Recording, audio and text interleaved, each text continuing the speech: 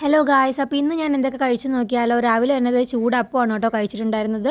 പിന്നെ കഴിക്കാൻ വേണ്ടിയിട്ട് മുട്ടക്കറിയും ഉണ്ടായിരുന്നു കേട്ടോ. അങ്ങനെ ഇത് രണ്ടുമാണ് കഴിച്ചത്. ഞാൻ എപ്പോൾ ഫുഡ് കഴിക്കുന്ന സമയമാണെങ്കിലും നമ്മുടെ പൂച്ച സാർ എവിടെയെങ്കിലുമൊക്കെ വരും കേട്ടോ. അതുകൊണ്ട് ഈ വീഡിയോയിലും പൂച്ച സാറിനെ കണ്ടു. അതിനുശേഷം ഞാനാണെങ്കിൽ പഴം കഴിച്ചിട്ടുണ്ടായിരുന്നു കേട്ടോ. വീട്ടിൽ പഴം ഉണ്ടെങ്കിൽ ഇങ്ങനെ എത്ര എണ്ണം കഴിച്ചെന്ന് പോലും എനിക്ക് അറിയാൻ പറ്റത്തില്ല. പിന്നെ മധുരത്തിനായിട്ട് ഞാൻ വീട്ടിൽ തന്നെ ഒരു പേട കണക്ക് ഒരു സംഭവം ഉണ്ടാക്കി കേട്ടോ. പാലും പഞ്ചാരയൊക്കെ വെച്ചിട്ട് നല്ല ടേസ്റ്റ് ആയിരുന്നു കേട്ടോ. ഞാനിത് ഇടയ്ക്കൊക്കെ ഉണ്ടാക്കാറുണ്ട്.